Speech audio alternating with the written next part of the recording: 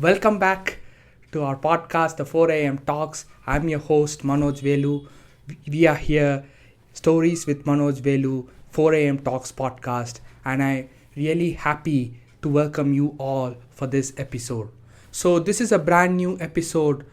Tuesday night it is, and I'm really happy and grateful because you have come out every single week, Tuesdays, Fridays, Sundays. You've always been listening to our stories, and you've always been supportive to my sister as well, on Sundays, listening to her poems and everything. So I'm really happy. With this in mind, we will jump right in to this episode called Strategy.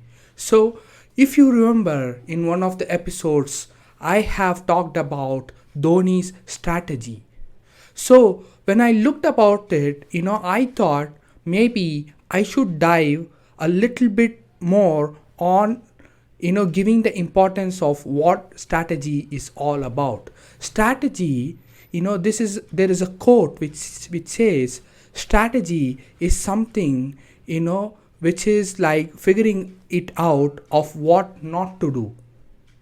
So just imagine, I would explain you in a better way. I was just thinking, I'm going to talk about strategy. How could I explain in a very simple way so that audience, that is you who's watching me and reflecting back, could take this and apply it in your life, and eventually you are going to grow, and that is our motive. So when I'm thinking about it, I really wanted to take a back and always think about my dream.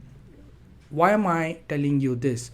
Whenever we do an episode, whenever I write, or when what are the planning that I do, that is strategy. My strategy of writing stories or my sister's poems, the end goal is always our dream, that is you who have to take our stories and poems, and hopefully you take that and it changes your life. It could be professional and personal, and sometimes both. You would reflect back. So our strategy is based on the end goal, that is you have to reflect back on these episodes and grow. So I since my our goal, that is myself and my sister's goal, is crystal clear on the end goal, the strategy becomes very important. It plays a very key role. It's really crucial. I will give you an example. I was just thinking about what could I how could I explain this, and I came out by just I just thought, if I could narrate the story to you guys, it would be really easy and simple for you to take it and reflect. So let's get right into this story. Imagine John Carpenter. He's a 39-year-old man. He is married, and he's having 2 children, and he's a family man. So he is working as a owner of a small tea shop. He's a owner. He himself is a laborer as well. So he works. He is the only person who's working. So he's a laborer, as well as he's a owner.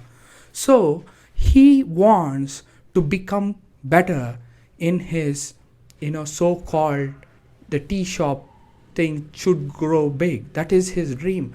But whenever he is trying to do something, he puts in a strategy where he always thinks that quality is very important, and he prepares the best tea that he can, and he always serves, and that happiness that he gets whenever people happily drink that tea is way beyond of what he wants to do. But still, since he's working really hard and his dream is to grow big with not being compromised with the quality, we have seen a lot of people, as they grow big, the quality slightly decreases, and they also reduce the quantity. That is, of course, that is the business part that we don't want to talk about. But still, this story, the guy, that guy, John Carpenter, the 39-year-old, said to himself that he's gonna grow, no, and he will not compromise the quality. So he is trying ways to figure it out. How could I get this to another level? How could I do this? So this constant curiosity of asking himself, how do I grow big? What should I do? That constant curiosity is always there, trying to figure it out by himself to grow to the next level. So with that keeping in mind, he got to know that, from a lot of people who had visited his shop to drink tea had given him really good reviews. They say, the tea is fantastic, we always come here and have tea, we enjoy, and all this is fine. But to himself, he's not growing. So he thinks about it, and then, as he was going to another place, he gets this news from people who are talking randomly, saying that, at the top of a hill, that is the place where he has put his shop, there is 5 kilometers away, on the top of the hill, there is no one up there who's ready to serve tea. There is no shop over there. So as he goes, he thinks about it. What he does is, there is certain period of time where they would, more people would visit that hill. At that moment, he understands that there is a need of him and his service, that he understands that properly, and he's really happy, and he does the same. The supply and demand, that is a different thing, but the need for his service is there, and he got that right up to his mind and his heart, and he did it very, very well.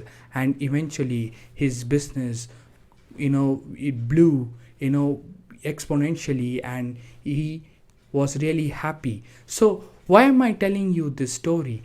This story is actually about strategy. He is always thinking about his end goal. What is John Carpenter doing? He is saying to himself that he wants to grow, but he's not compromising on the quantity, quality, nothing. But he wants to grow. His service should be there for more people. As more people come in, he would, have that business going and everything, and he eventually is going to grow. So he's always looking for that growth, that mindset of always wanted to grow more on his field eventually took him there, and with the right set of mindset and strategy, he was able to achieve whatever he wanted to achieve. So this was John Carpenter's story. What is your story? What are the strategies that are in place? Is your strategy, proving costly, or is it giving you the fruit that you needed? Just think about it. It's all about strategies, how you play. It's like a game of chess. What is the move?